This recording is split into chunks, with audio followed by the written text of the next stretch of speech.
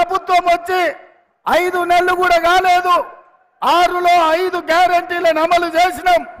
ఆడబిడ్డలకు ఆర్టీసీలో ఉచిత ప్రయాణం, ఆడబిడ్డలకు 500 రూపాయలకే సిలిండర్, అదేవిధంగా పేదవాడి ఇంటికి 200 యూనిట్లు ఉచిత కరెంటు, రాజీవ్ ఆరోగ్యశ్రీ ద్వారా 10 లక్షల రూపాయలు ఉచితం, అదేవిధంగా ఇందిరమ్మ ఇండ్లు 4.5 లక్షలతోటి 22,000 కోట్ల రూపాయలు మంజూరు చేసినాం.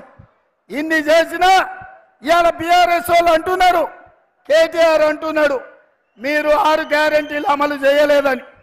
అందుకే ఈ వేదిక మీద నుంచి కేటీఆర్ కో సూచన చేస్తున్నా, కేటీఆర్ నువ్వు పని చెయ్యి, నీకు సినిమా మిత్రులు ఉన్నారు కదా, మంచిగా చీర కట్టుకొని ముస్తాబయ్యి ఆర్టీసీ బస్సు ఎక్కు.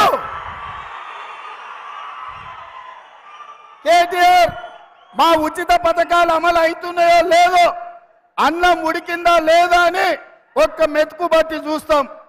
మా గ్యారెంటీలు అమలు అవుతున్నాయో లేదో తెలవాలంటే నువ్వు చీర కట్టుకొని ఆర్టీసీ బస్సు ఎక్కు. హైదరాబాద్ నుంచి జోగులాంబ తల్లి ఆశీర్వాదానికి రా. నిన్నెవరైనా ఒక్క పైసా అడిగితే మా పథకాలు అమలు కానట్టు, అడగకుండా జోగులాంబ దగ్గర దించుతే మా గ్యారెంటీలు అమలు అయినట్టు. అదే విధంగా ఆయన అంటున్నాడు కారు ఖరాబ్ అయింది కార్ఖానకు పోయిందని.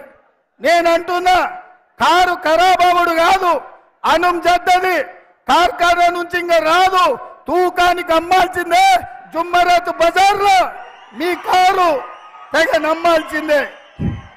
అదే విధంగా మిత్రులారా, కేసీఆర్ గారు అంటున్నాడు రైతు భరోసా ఇంకా పడలేదని. అందుకే ఇక్కడికి వచ్చిన మా నడిగడ్డ సోదరులకు మాట ఇస్తున్నా, ఈ నెల 9 తారీఖు లోపల జోగులాంబ సాక్షిగా మీకు రైతు భరోసా నిధులు మీ ఖాతాలేసే బాధ్యత కాంగ్రెస్ పార్టీది. అదే విధంగా హరీష్ రావు